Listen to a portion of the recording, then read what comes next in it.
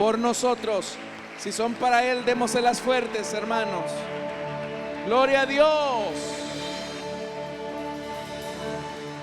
Bendito su nombre. Vamos a ponernos en pie, hermanos, y vamos a orar para que el Señor nos hable esta tarde. ¿Cuántos queremos que el Señor nos hable esta tarde, hermanos? Así que prepare su corazón para recibir la palabra de Dios. Oremos. Amado Padre que estás en los cielos, te damos las gracias, Señor, porque nos tienes reunidos en este lugar. Y para nosotros, Señor, estar en tu presencia es nuestro deleite. Queremos pedirte, por favor, en esta tarde, que nos puedas hablar. Nosotros disponemos nuestro corazón para que la semilla de tu palabra pueda llevar abundante fruto. Señor amado, ponemos nuestra vida como una vasija que está lista para recibir el agua viva de tu palabra. Que tu Espíritu Santo aquiete nuestros sentidos y permita, Señor, conocer la profundidad de tu palabra en esta hora. Oh Dios del cielo, añade a tu iglesia a los que has predestinado para salvación y vida eterna. Sana a los enfermos, fortalece al caído, fortalece al débil, provee al necesitado. En el nombre poderoso de tu Hijo amado Jesucristo, por quien te damos las gracias. Amén y amén. ¿Alguien puede dar un fuerte gloria a Dios, hermanos? Amén, gloria al Señor. Vamos a abrir la Biblia en el Evangelio de Lucas, capítulo 7. Evangelio de Lucas, capítulo 7. Vamos a leer a partir del versículo número 1 en adelante. Evangelio de Lucas, capítulo 7, versículo número 1 en adelante. Si usted ve que a la par suya hay alguien que no tenga un ejemplar de la Biblia, usted puede compartir la lectura y así todos podamos leer. La Biblia dice: cuando terminó de hablar al pueblo, Jesús entró en Capernaum. Había allí un centurión cuyo siervo, a quien él estimaba mucho, estaba enfermo, a punto de morir. Como oyó hablar de Jesús, el centurión mandó a unos dirigentes de los judíos a pedirle que fuera a sanar a su siervo. Cuando llegaron ante Jesús, le rogaron con insistencia: este hombre merece que le concedas lo que te pide. Aprecia tanto a nuestra nación que nos ha construido una sinagoga. Así que Jesús fue con ellos. No estaba lejos de la casa cuando el centurión mandó unos amigos a decirle: Señor, no te tomes tanta molestia, pues no merezco que entres bajo mi techo. Por eso ni siquiera me atreví a presentarme ante ti, pero con una sola palabra que digas, quedará sano mi siervo. Yo mismo obedezco órdenes superiores y además tengo soldados bajo mi autoridad. Le digo a uno: ve, y va, y al otro: ven, y viene. Le digo a mi siervo: haz esto, y lo hace. Al oírlo, Jesús se asombró de él y, volviéndose a la multitud que lo seguía, comentó: les digo que ni siquiera en Israel he encontrado una fe tan grande. Al regresar a casa, los enviados encontraron sano al siervo. Amén. Hasta ahí dejamos la lectura, hermanos. Tengan la bondad de sentarse, por favor, esta tarde. Amados hermanos, no hay duda que Jesucristo es la persona más asombrosa que alguna vez ha vivido en esta tierra. Jesús es la persona más sorprendente y más asombrosa. ¿Cuántos están de acuerdo con esto, hermanos? En realidad, cada vez que uno lee los evangelios, uno se sorprende y se maravilla de la persona de Jesús, de lo que él hacía y también de cómo hablaba con autoridad. En varias ocasiones los evangelios narran que las personas, hermanos y hermanas, también estaban asombradas, estupefactas, si lo podemos decir así, por las palabras y los milagros de Jesús. De hecho, hermanos y hermanas, el divino conocimiento y el poder sobrenatural de Cristo excedían toda comprensión humana. En una ocasión, después de que la gente escuchó el magistral sermón del monte, la Biblia dice que la gente se admiraba de su doctrina. Incluso personajes contemporáneos de nuestra historia reciente, se han admirado de las enseñanzas que se desprendieron del sermón del monte. Mahatma Gandhi, por ejemplo, fue una de las personas que más admiró al Señor y que también hablaba acerca de la doctrina del Señor, en el sentido que él decía que si los cristianos aplicásemos la enseñanza del sermón del monte, el mundo sería distinto. En otra ocasión, cuando Jesús se encontraba en el mar de Galilea con sus discípulos, la Biblia dice que una furiosa tormenta sorprendió a los discípulos y en ese momento los discípulos temieron por su vida. Pero cuando los discípulos entendieron que Dios encarnado estaba adentro de la barca y que Él pudo controlar los desafíos de la tormenta, ellos se asustaron más del Señor, se atemorizaron más del Señor que de la tormenta que les estaba afectando. Y en la expresión, hermanos y hermanas, después cuando se hizo bonanza, después de la tempestad, los discípulos dijeron: ¿qué hombre es este que aún los vientos y el mar le obedecen? Detrás de esa expresión lo que había era una admiración de parte de los discípulos hacia el Señor. En otra ocasión, después de que Jesús expulsó un demonio de una persona muda, la gente, hermanos y hermanas, se maravillaba y decía: nunca se ha visto cosa semejante en Israel. Las mismas personas, al presenciar los exorcismos que Jesús realizaba, se maravillaban y decían: nunca hemos visto algo semejante en Israel. Incluso cuando Jesús enseñaba en la sinagoga de su pueblo natal de Nazaret, sus paisanos, sus contemporáneos le decían, se maravillaban y decían: ¿de dónde es que este hombre ha sacado esta sabiduría y puede hacer estos milagros? Y esto, hermanos y hermanas, no eran sucesos aislados. De hecho, que también las multitudes que acudían a Jesús a la orilla del mar de Galilea o del lago de Galilea, se maravillaban cuando veían a los mudos hablar, los mancos eran sanados, a los cojos los veían caminar y los ciegos veían. Al ver toda esa provisión de milagros, la gente se maravillaba y dice la Escritura que la gente glorificaba al Dios de Israel. ¿Y quién no se iba a sorprender de lo maravilloso, poderoso y majestuoso de nuestro Señor Jesucristo? Era lo normal que la gente se admirara de Jesús.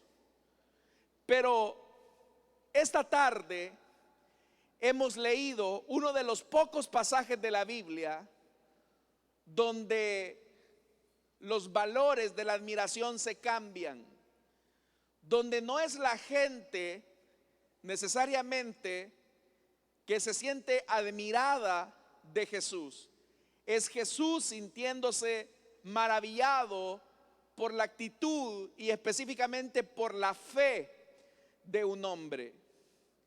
Hemos leído un pasaje conocido, es la fe, conocido como el pasaje de la fe del centurión, o el episodio cuando este hombre militar tuvo un acercamiento un poco indirecto con el Señor Jesús.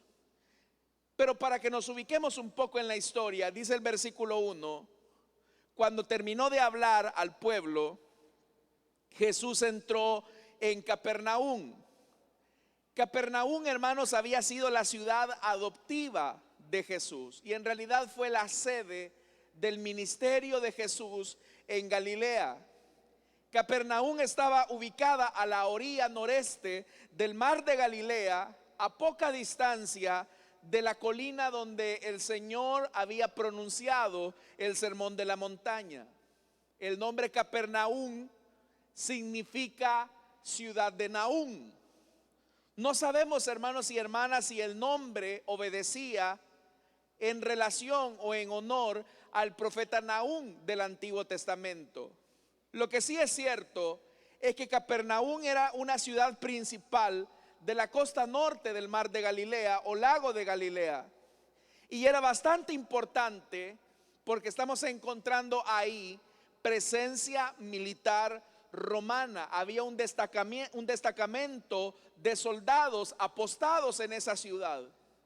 Eso ya nos ubica a nosotros que Capernaum era una ciudad importante para el Imperio Romano. Pero dice la Biblia que ahí en Capernaum había un centurión. ¿Quiénes eran los centuriones? Los centuriones, hermanos, eran llamados así porque estaban a cargo de aproximadamente 100 soldados. De ahí el nombre centurión, porque tenían bajo su responsabilidad 100 hombres. Arriba del centurión, hermanos y hermanas, estaba un dirigente que también tenía a su vez a cargo más o menos unos 60 centuriones. A esto, hermanos y hermanas, es a lo que se le llamaba una legión. Una legión estaba conformada básicamente por 6,000 hombres, el equivalente a 60 centuriones. Entonces usted puede ver que este era un personaje de alto grado militar. El centurión estaba en los mandos medios, pero tenía poder, tenía influencia, tenía, hermanos y hermanas, una responsabilidad grande frente al menos 100 hombres bajo su custodia.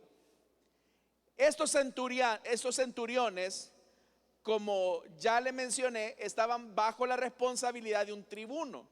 El tribuno estaba sobre los centuriones, pero los centuriones tenían bajo su responsabilidad al menos 100 hombres. ¿Qué se necesitaba para convertirse en un centurión? Para convertirse en un hombre de confianza del Imperio Romano. Bueno, se necesitaba mostrar mucho valor, se necesitaba mostrar mucha audacia, se necesitaba mostrar mucha lealtad, mucha fuerza, porque estos hombres eran los mandos medios de confianza dentro del Imperio Romano. Por eso es que un centurión, siempre que llegaba, siempre que había la presencia de un centurión ahí, eso generaba impresión. La presencia del centurión generaba impresión, generaba expectativa. ¿Por qué no decirlo? Un poco de miedo. Porque su presencia, hermanos, era una presencia fuerte. Todos veían con respeto al centurión. Sin embargo, esa admiración que le tenían al centurión o a los centuriones era lo que los conducía a ir escalando en el ejército romano. A pesar de que las personas se sentían admiradas, se sentían atraídas hacia estos hombres fuertes, probablemente, hermanos, eran la debilidad de las mujeres al ver a estos hombres, porque eran hombres fuertes, muy viriles. Pero no fue eso lo que ocasionó admiración de Jesús hacia este hombre. El asombro de Jesús hacia este hombre fueron 4 aspectos que se volvieron, hermanos y hermanas, en determinantes para describir la fe de este hombre.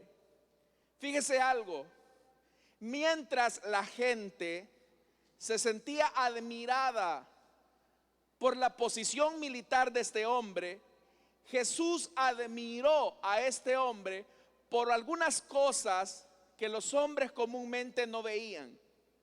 Y ahora, hermanos y hermanas, quiero que descubramos cuáles fueron aquellas cosas o elementos que admiraron de alguna manera al Señor. Porque impresionar a Jesús o causar su admiración nos describe, hermanos, que este hombre tuvo que haber hecho algo que nosotros ahora tenemos que descubrir. Creo que bien haríamos nosotros si también tenemos como tarea y misión de causar una buena impresión en nuestro Señor. ¿Cuántos queremos causar una buena impresión a nuestro Señor, hermano? Yo quisiera que cuando usted se encuentre con el Señor también se pueda admirar de usted. Y aunque parezca casi imposible, pero sí podemos aprender algunas cosas de este hombre. Lo primero, hermanos y hermanas, que se encuentra acá en esta historia es que dice la Biblia que este centurión tenía un siervo. El versículo 2 dice: había allí un centurión cuyo siervo, a quien él estimaba mucho, estaba enfermo, a punto de morir. Como oyó hablar de Jesús, el centurión mandó a unos dirigentes de los judíos a pedirle que fuera a sanar a su siervo. Cuando llegaron ante Jesús, le rogaron con insistencia: este hombre merece que le concedas lo que te pide. Aprecia tanto nuestra nación. En estos versículos que hemos leído hay un elemento que se destaca, y es el tema del amor. Hay algo, hermanos y hermanas, que sorprende. Es el amor del centurión, es la actitud amorosa del centurión hacia su siervo. La palabra que ahí se traduce como siervo en el griego es la palabra doulos. Doulos se traduce como siervo y es un término, hermanos y hermanas, que se le da a una persona que ha sido comprado en el mercado de esclavos. Entonces, ¿cómo es que un hombre que ha alcanzado una posición privilegiada tiene amor por una persona que está en la escala más baja de la sociedad romana, que era el esclavo? Los romanos eran los que se encontraban en la condición social más baja. Pero no solamente eso, hermanos y hermanas, sino que en el versículo 7, siempre de este pasaje, en la parte final, el hombre dice, otra vez vuelve a decir mi siervo, pero ahí ya no se utiliza la palabra doulos, sino que ahí lo que se utiliza es la palabra es pais. Y la palabra pais lo que significa es siervo, pero es siervo niño o adolescente. Significa que este hombre fuerte, varonil, que imponía respeto, tenía un gran amor por el que estaba en la escala más baja de la sociedad. Y no solamente era un esclavo, de por sí ya eso era desventajoso, sino que era un esclavo niño o adolescente. ¿Cómo es que un hombre corpulento, un hombre que con su presencia imponía respeto, tenía amor por la persona más despreciada de la sociedad romana? Si hay algo entonces, hermanos y hermanas, que nos puede a nosotros llamar la atención, es el amor del centurión por su siervo, por su siervo niño. Era un esclavo. Fíjese, hermanos y hermanas, cómo la sociedad griega y aún la romana veía con desprecio a los esclavos. Y ahora usted va a entender esto. Por ejemplo, este filósofo Aristóteles describía a un esclavo como una herramienta. Cuando Aristóteles se refería a los esclavos, los veía como una herramienta útil de trabajo. El escritor romano Varro enfatizaba que la única diferencia entre un esclavo y un animal y un carro era que el esclavo hablaba. Para este escritor romano, la única diferencia entre el esclavo, el animal y el carro de combate, es que el esclavo hablaba. Era lo único que lo hacía especial. Era bastante común que los dueños de esclavos y esclavas violaran a sus esclavos, a los niños. Se sabe, hermanos y hermanas, que cuando un niño era sometido a la esclavitud, era práctica normal la pedofilia en el Imperio Romano.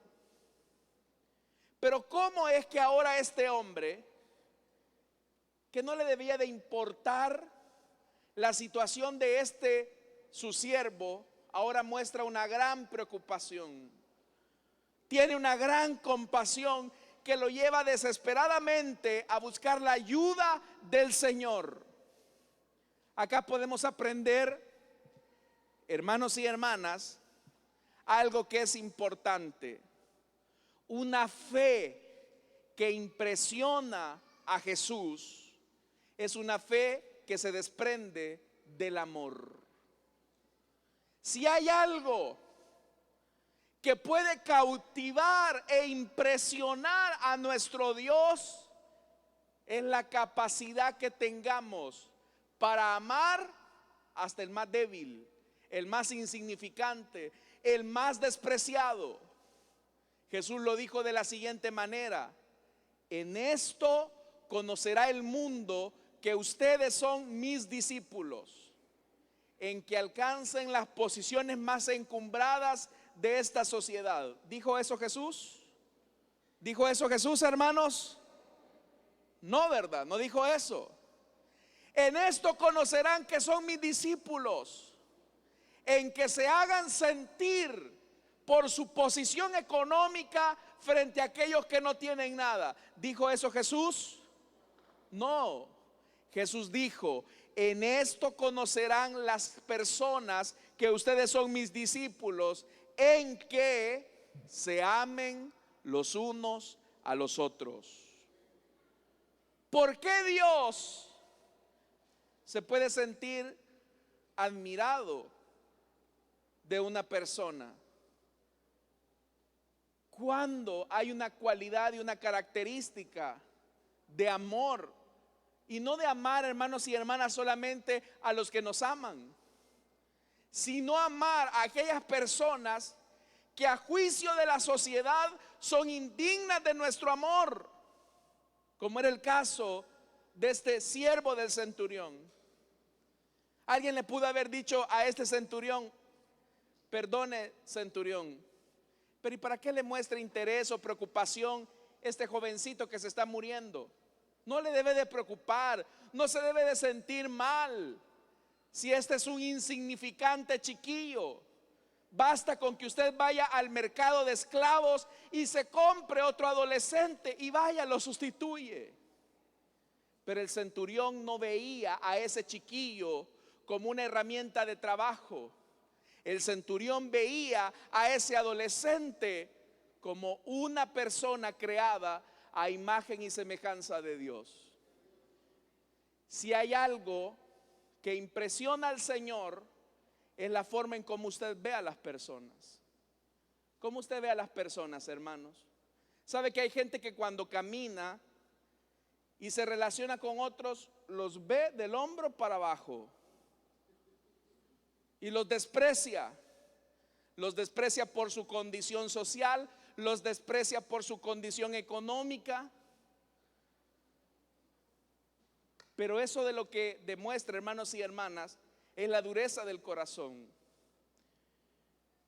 En la sociedad esclavista estadounidense, en una ocasión, hermanos y hermanas, un hombre blanco, cristiano entre comillas, quería darle una importante lección a su esclavo, negro obviamente. Y le dice: hey Tom, ven para acá. Mande usted, mi señor. Quiero que aprendas a orar y a dirigirte con respeto a nuestro Dios. Está bien, mi señor. Repite después de mí: Padre nuestro que estás en los cielos, gracias te damos por estos alimentos. Padre tuyo que estás en los cielos, damos gracias por estos alimentos. No, Tom, le dice, repite por favor bien: Padre nuestro que estás en los cielos, gracias por estos alimentos que has provisto. Padre tuyo, gracias por estos alimentos que has provisto. Tom, es que tu Dios es mi Dios. Así que tienes que decir Padre nuestro. No, mi querido amo, le dijo, si su Dios fuera mi Dios, usted no me mandara a comer en el patio de la casa. Porque si su Dios es mi Dios, significa que usted y yo somos hermanos. Pero usted no me está tratando como hermano, me está tratando como su esclavo. Así que su Dios no puede ser mi Dios. Amados hermanos, si hay algo que también puede impresionar a Jesús, como ya le dije, es la forma en cómo vemos a las personas. Cómo tratamos a nuestros empleados, los que tienen. Cómo tratamos a nuestros compañeros de trabajo. Lo primero entonces que podemos aprender de este hombre era su gran amor por una persona que socialmente estaba marcada y destinada a morir. Pero dice el versículo 4: cuando llegaron ante Jesús le rogaron con insistencia: este hombre merece que le concedas lo que te pide. Oiga esto: aprecia tanto a nuestra nación, vuelve a aparecer el tema del amor, que nos ha construido una sinagoga. Los centuriones ganaban bien, tenían un salario, hermanos y hermanas, bastante bueno.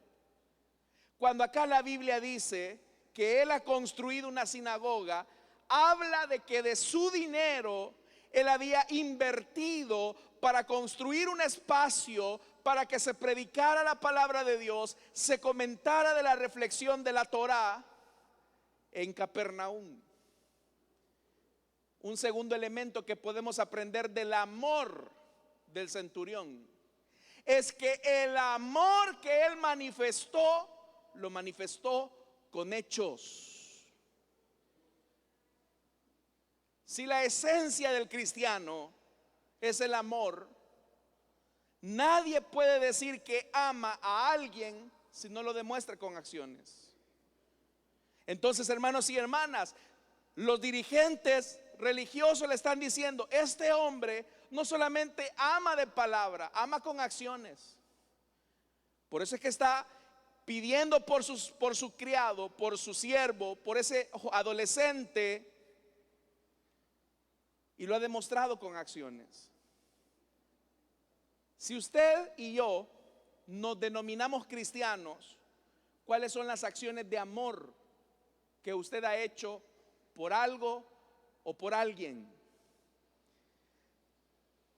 Esto, hermanos y hermanas, nos lleva entonces a un segundo elemento de la fe asombrosa de este hombre: su gran amor hacia su siervo y su gran generosidad. El amor del centurión, como ya le dije, no era un simple sentimentalismo abstracto. Él lo expresó de manera práctica. Si hay algo que también nosotros tenemos que valorar, es que el amor tiene que hacerse práctico. Pero el amor solo se manifiesta en la medida en que somos generosos. ¿Qué tan generosos somos nosotros, hermanos? ¿Sabe que la costumbre de muchas personas es que suelen dar lo que les sobra? lamentablemente, nosotros, hermanos y hermanas, todos los seres humanos hemos nacido con un egoísmo natural. Pero el mensaje cristiano consiste en que el amor se expresa en una actitud generosa. La Biblia dice: ustedes no me amaron a mí primero, dice el Señor. Si ustedes me aman, es porque yo los amé primero a ustedes. Y lo que el Padre entregó no fue su riqueza. Lo que el Padre entregó era lo que más amaba, era su Hijo Jesucristo. Su amor se expresó en acciones por pecadores como usted y como yo. Fue un amor generoso. Otro elemento que generó la sorpresa también de Jesús es su gran humildad. Dice el versículo 6 y 7: así que Jesús aceptó. ¿Está bien? Voy a ir. Vamos a sanar a ese muchachito. Así que Jesús, dice el verso 6, se fue con ellos. No estaba lejos de la casa cuando el centurión mandó a unos amigos a decirle: Señor, no te tomes tanta molestia, pues no merezco que entres bajo mi techo. Por eso ni siquiera me atreví a presentarme ante ti. Yo no me atreví a presentarme ante ti. ¿Cómo veían los judíos al centurión? Para arriba. Aún los líderes judíos lo tenían en alta estima porque les había construido una sinagoga. A este hombre lo miraban hacia arriba. Pero ¿cómo se veía a sí mismo el centurión? Se miraba hacia abajo.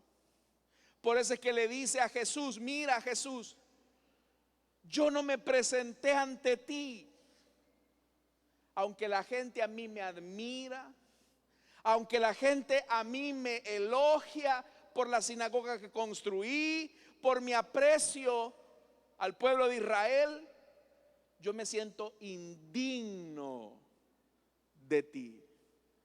Y eso habla de la humildad de ese hombre. Hermanos y hermanas, ¿qué tan equilibrado es el concepto que tenemos nosotros acerca de nosotros mismos? Porque en la manera en cómo nos relacionamos con el Señor y con sus discípulos, demostramos auténticamente la humildad que debemos de tener. Cada vez, hermanos y hermanas, que pienso en lo que acabamos de hacer como la cena del Señor, lo que debe de existir en nosotros es ese sentimiento de indignidad, de no sentirnos dignos del Señor. Yo no sé cómo se ve usted a usted mismo. ¿Se ha fijado que hay personas, verdad, que cuando llegan a ciertos establecimientos, restaurantes, bancos, atención al cliente en cualquier área de comercio, se vuelven muy pedantes? ¿Los ha visto usted? Son pedantes, le gritan al cajero, insultan al mesero, lo ven como una poca cosa, los tratan mal. ¿Por qué estas personas tratan mal a quienes les están atendiendo? Porque ellos no tienen un concepto humilde, que muchos de ellos son el reflejo de lo que alguna vez fueron ellos antes de llegar a la posición que ahora tienen. El centurión primero fue soldado y fue escalando hasta llegar a esa posición, pero aún escalando en posición, él mantenía su humildad. Amados hermanos, Dios a ustedes los quiere exaltar. Dios a ustedes los quiere levantar para que lleven su santo y bendito nombre en todas las esferas de la vida. Pero una cosa sí el Señor les pide, amados, es que sean humildes. Si hay una virtud que Jesús demanda de sus seguidores, es: aprendan de mí, que soy ¿qué? Manso y humilde de corazón. Dios a usted lo quiere exaltar, pero ¿qué va a hacer cuando Dios lo exalte? Va a mirar hacia abajo a las personas. Aquí viene la gatada, dicen. Aquí yo no me junto con la chusma. Se les mete muchas veces, como dijo alguien en alguna ocasión, el espíritu de doña Florinda, ¿verdad? Chusma, chusma, chusma. Pero hermanos y hermanas, por eso es que si usted se fija, aquí no hay puestos privilegiados. Aquí usted se sienta como usted quiere. Aquí no hay asientos VIP. Hoy, hermanos y hermanas, se ha metido esa moda, ¿verdad? Los VIP. Hermanos y hermanas, aquí todos hemos sido lavados con la sangre del Hijo de Dios. Todos somos hermanos y hermanas. Debemos de tener la humildad del caso para aprendernos a ver como hermanos. Yo no puedo decirle, solo porque soy el pastor de la iglesia, ver con desprecio a alguien acá. El que es coordinador, el que es diácono, no puede ver con desprecio a nadie acá. Si todos los que estamos acá éramos lo vil, lo menospreciable, lo que nadie quería, lo que olía mal. ¿Cuántos dicen amén a eso?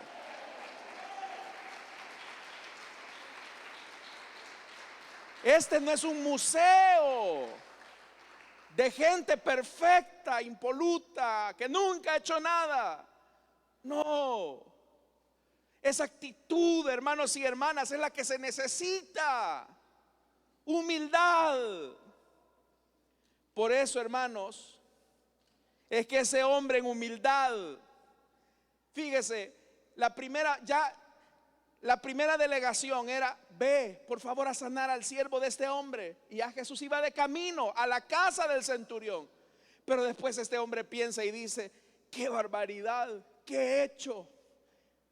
Le estoy pidiendo al Rey del universo un privilegio del que no soy digno. Hey, fulano, mengano, sultano, hazme un favor. Ve y dile a Jesús que yo no soy digno de que Él venga. Es una posición de humildad.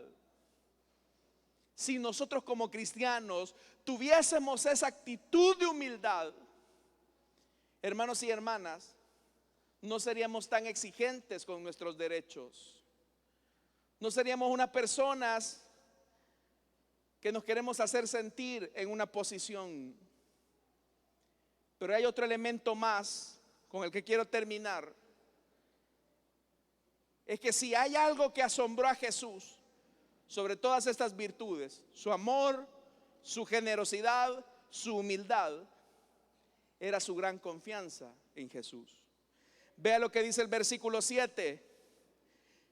Vea lo que le dijo el hombre: maestro, no bajes, no te tomes tantas molestias, pues no merezco que entres bajo mi techo. Pero con una sola palabra que digas, quedará sano mi siervo. Oiga esto: yo mismo obedezco órdenes superiores y además tengo soldados bajo mi autoridad. Le digo a uno: ve y va, y al otro: ven y viene. Le digo a mi siervo: haz esto, y lo hace. En lugar de hacer entrar a Jesús en su casa, lo que el centurión le propuso es que él solamente diera la orden. Di la palabra, Señor. Di la palabra y será hecho.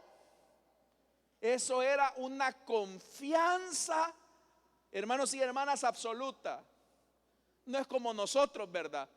Señor, reconfírmame. Señor, vuélveme a reconfirmar. Dame una señal, Señor. Señor, dame una señal, por favor, para creer. No, este no, hermanos. Este sí era creyente genuino. Di la palabra y la palabra será hecha. A veces nosotros andamos así, ¿verdad? Buscando señales, que confirmaciones. Y somos hermanos y hermanas y tratamos a Dios como que si Dios fuera mentiroso, pidiéndole señales, un comprobante, una garantía. Si Dios dijo que lo haría, Él lo haría, hermano. Él lo va a hacer. Él no miente. Él no es hombre para que mienta, ni hijo de hombre para que se arrepienta.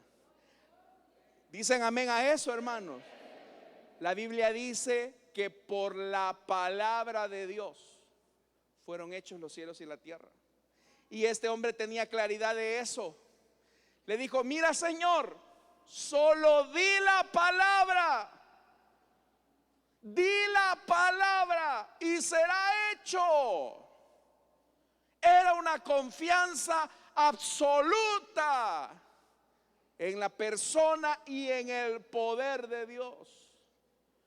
Confianza absoluta que nosotros también necesitamos evidenciar como muestra que tenemos un Dios grande y poderoso. Yo le pregunto algo a usted. ¿Usted cree que el Señor sana a los enfermos? ¿Usted cree que el Señor levanta al caído? ¿Usted cree que el Señor hace libre a los endemoniados? Créalo. No porque se lo dice el predicador. Créalo. No porque se lo dice un escritor de literatura evangélica. Créalo, porque quien lo ha dicho es aquel que no miente y que no se retracta de su palabra. Es el que es dueño de todas las cosas.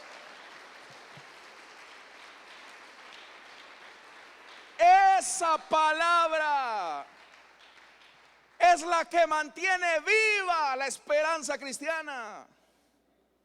Nosotros acá no necesitamos, hermanos y hermanas, estimulantes. ¿Sabe algo, hermano? Yo puedo orar por usted, puedo imponerle mis manos si usted quiere, pero esto no va a pasar nada. Pastor, ore por mí porque usted está más cerquita de Dios. ¿Qué le pasa, hombre? Si con la misma sangre que yo he sido limpiado de mis pecados, usted ha sido limpiado. El mismo Espíritu de Dios que está dentro de mí también está dentro de ti. Tienes libre acceso a la presencia de Dios. Solo es que creas a la palabra. Y vea lo que dice el versículo 9, con lo que vamos terminando, 9 y 10.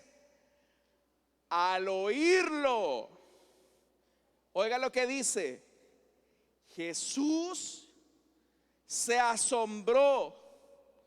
La Reina Valera dice: al oír esto, Jesús se maravilló de él.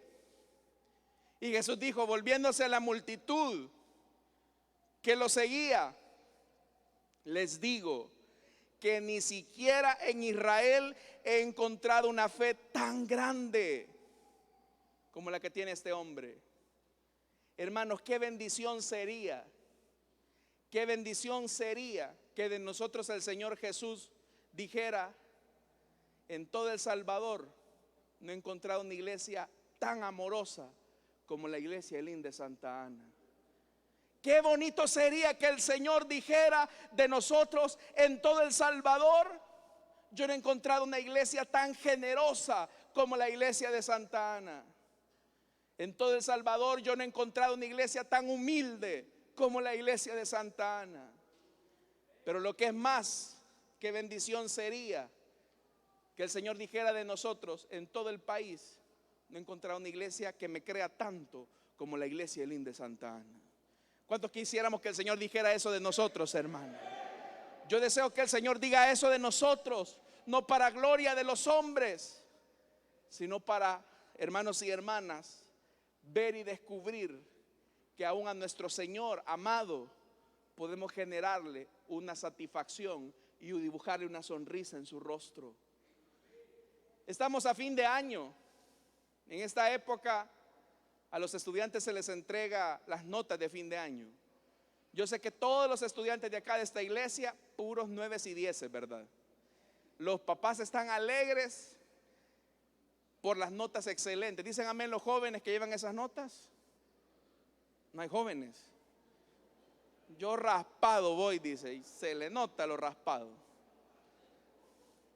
Pero qué bendición es para un padre de familia cuando le dicen que su hijo, excelente en matemática, excelente en ciencia, excelente en lenguaje, cuando siempre va destacando en primeros lugares.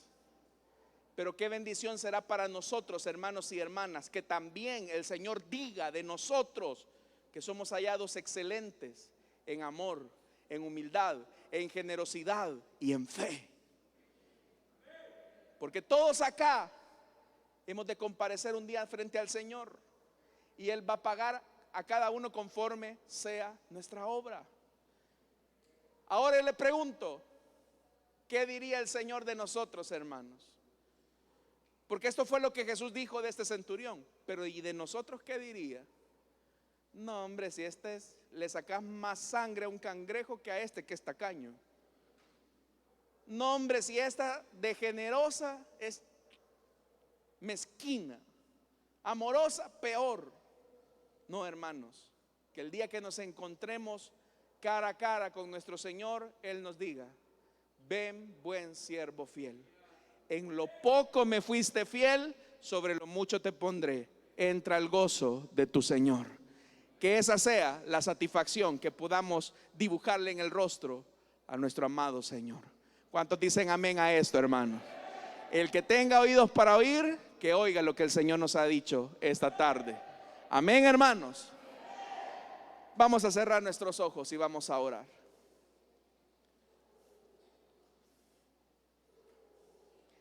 El Señor había honrado la extraordinaria fe del hombre, concediéndole su petición. Les digo, dijo Jesús, que ni siquiera en Israel he encontrado tanta fe como la de este hombre. La Biblia dice que al regresar a la casa, los amigos del centurión encontraron al siervo sano, porque Dios no miente. Esas 4 características de la fe deben de ser cultivadas: amor, generosidad, humildad y fe. Si usted quiere dibujarle una sonrisa al que murió por usted en la cruz, amor, generosidad, humildad y fe. Pero esto es algo que no podemos conseguir por nuestros propios méritos. Necesitamos primero ser amados por Dios, y eso solamente es posible cuando por su sacrificio en la cruz Él nos limpia de todo pecado. Si esta tarde hubiera alguna persona que desea entregarle su vida a Cristo o que desea reconciliarse, puede ponerse en pie y vamos a orar por usted. ¿Habrá alguien esta tarde? Póngase en pie y para nosotros eso va a ser señal que usted quiere entregarle su vida a Cristo o desea reconciliarse. ¿Habrá alguien?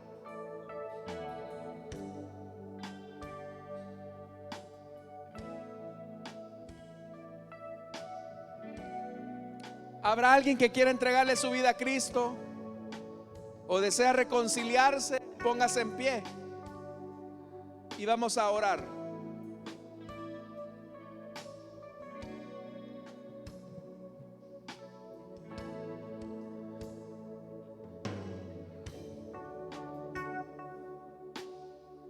¿Habrá alguien? Si no lo hay, hermanos, vamos a... Dios le bendiga a la joven que viene acá. ¿Hay alguien más que como ella quiere entregarle su vida a Cristo o desea reconciliarse? Póngase en pie. Hermanos, si queremos generar satisfacción en nuestro Señor, recuerde estos 4 elementos: amor sin límites, generosidad en la práctica, humildad en nuestras relaciones y fe absoluta en nuestro Dios. ¿Hay alguien más que quiere entregarle su vida a Cristo? Vamos a orar por esta vida, hermanos. Únase conmigo a esta oración. Padre que estás en los cielos, te damos las gracias, Señor, por esta vida que está en este lugar. Quiero pedirte, Señor, que tú bendigas, que perdones sus pecados. Dale vida nueva, Señor amado. Que a partir de este momento, la vida que tú das por medio de tu Espíritu comience a fluir en ella. Gracias por limpiar sus pecados, por darle vida nueva en Cristo Jesús, Señor nuestro. Amén y amén. Le damos la bienvenida a nuestra hermana. Hermanos,